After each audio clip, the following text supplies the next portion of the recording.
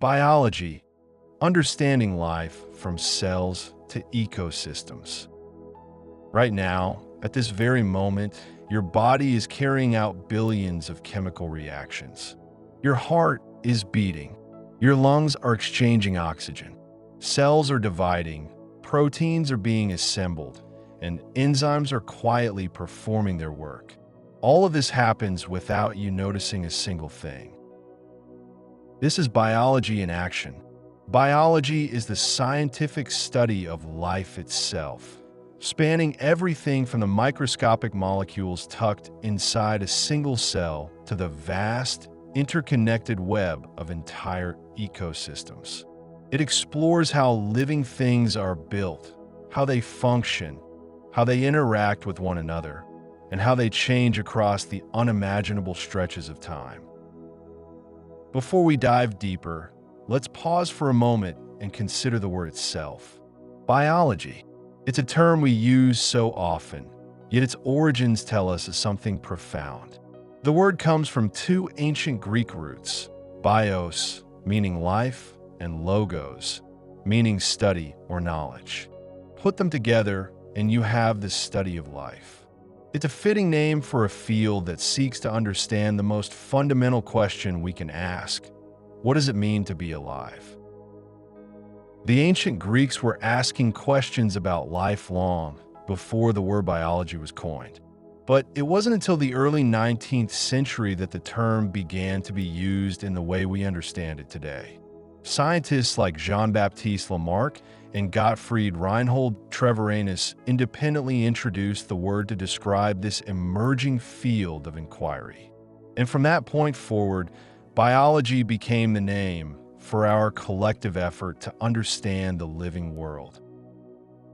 Now, let's turn to that central question. What does it mean to be alive?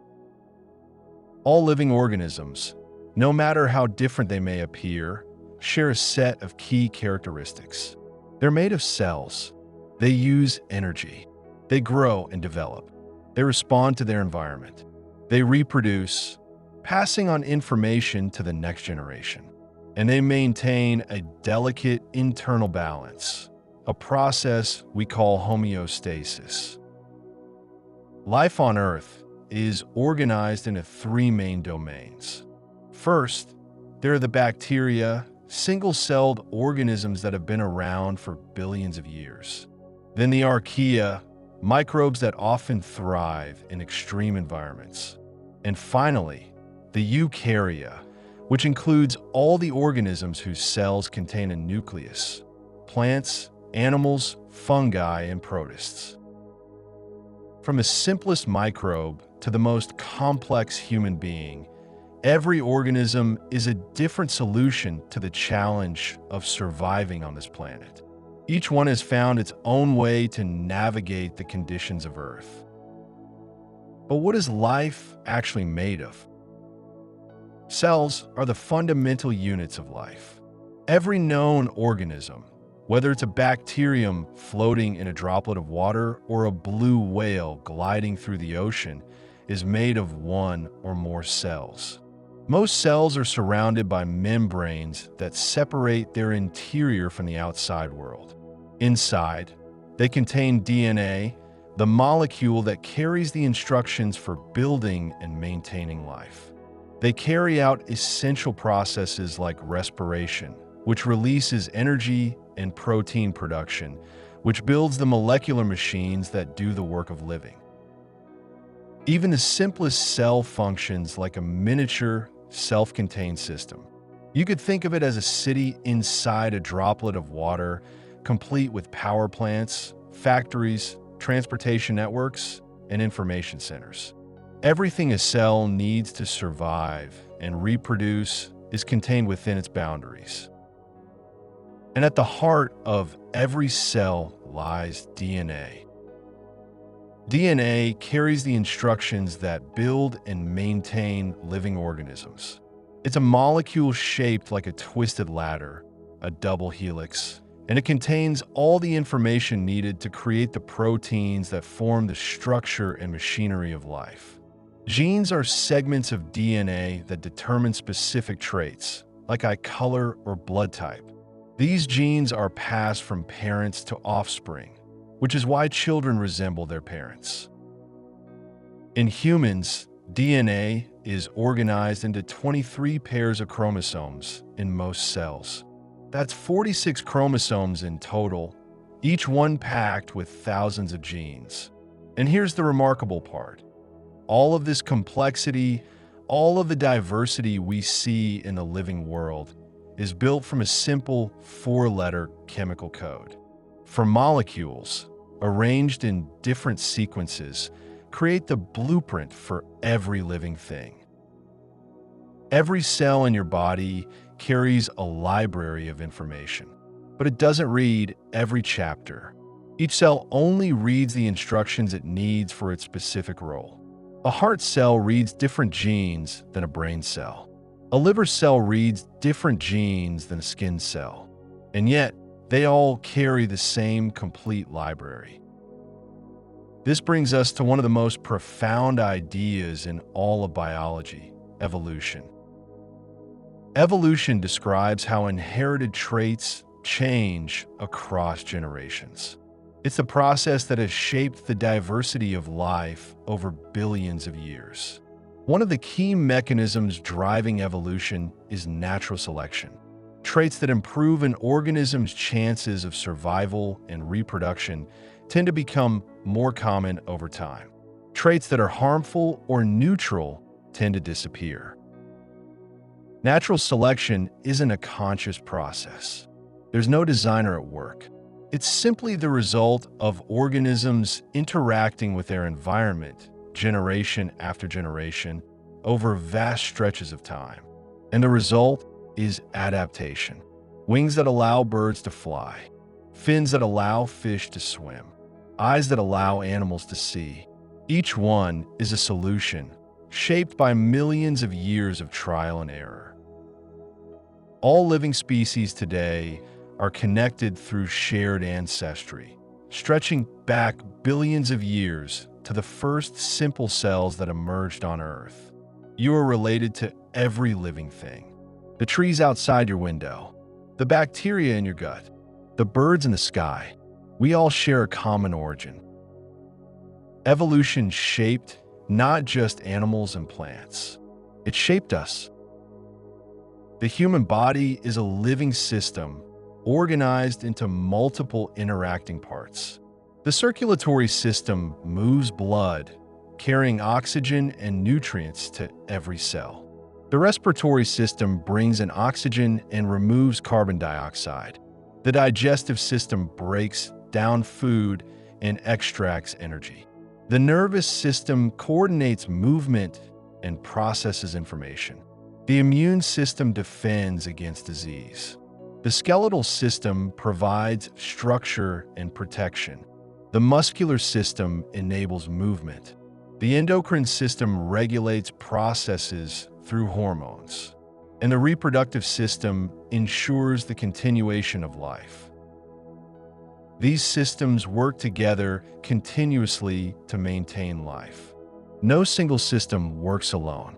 Your brain needs oxygen from your lungs, nutrients from your digestive system, and blood delivered by your heart. Your muscles need signals from your nervous system and energy from your cells. Survival depends on cooperation at every level. You are not one organism. You are many systems in constant negotiation, balancing the needs of trillions of cells. Let's pause here and appreciate some of the wonders happening inside you right now. Your heart beats roughly once per second, day and night without rest. Over the course of your life, it will beat billions of times, pumping vast amounts of blood through your body. Your skin, the body's largest organ, acts as a barrier against the outside world, protecting you from injury and infection while also helping to regulate your temperature. And remarkably, you shed hundreds of thousands of skin cells every hour, constantly renewing this protective layer. Your mouth produces around 1 liter of saliva each day, helping you chew, swallow, and digest your food. These processes happen automatically, quietly, while you go about your day. But you're more than just human cells. Trillions of microorganisms live in and on the human body. Bacteria, fungi, viruses, all coexisting with you in a complex relationship. These microbes help digest food, breaking down substances your own cells can't handle. They produce vitamins that your body needs. They influence your immune function, training it to recognize threats. They may even affect your mood and behavior, though we're only beginning to understand how. Human health depends not only on human cells, but also on these microbial partners. You are an ecosystem walking around on two legs. And when we look beyond the human body, we find that evolution has produced an astonishing variety of solutions to the challenge of survival. Consider the hummingbird, a bird so small and so quick that it can fly backwards, allowing it to hover in place while feeding on nectar. Or the octopus, an invertebrate with 3 hearts and a complex nervous system, capable of solving problems and changing the color of its skin in an instant. Or the seahorse, where the males, not the females, carry and give birth to offspring. Or the sea slugs that can steal chloroplasts from the algae they eat and use them to harness sunlight, just like plants do. Each of these adaptations is a testament to the creativity of evolution, shaped by millions of years of environmental pressure.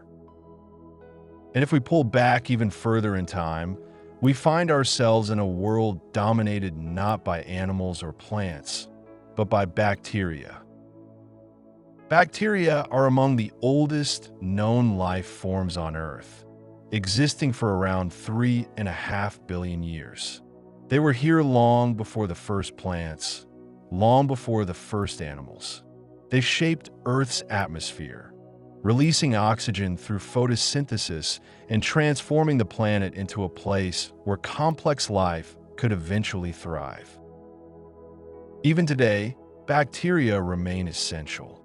They recycle nutrients, breaking down dead matter and returning it to the soil. They fix nitrogen from the air, making it available to plants. They live in the guts of animals, aiding digestion. They form the foundation of countless ecosystems. The planet was microbial long before it was human, and it will remain so long after we're gone. With such incredible diversity, how do we make sense of it all? Living organisms are classified into hierarchical groups based on shared characteristics. Scientists organize life into domains, kingdoms, phyla, classes, orders, families, genera, and species. This system allows us to see the patterns and relationships that connect different forms of life. And within biology itself, there are many specialized branches. Molecular biology studies life at the level of molecules. Genetics focuses on inheritance and variation. Physiology examines how organisms function. Ecology looks at interactions between organisms and their environments. Evolutionary biology explores how life changes over time. For every living thing, for every question we can ask about life, there is a field dedicated to understanding it. Biology is vast, and it continues to grow. But why does any of this matter? Biology underpins modern medicine. It helps us understand disease, develop treatments, and create vaccines.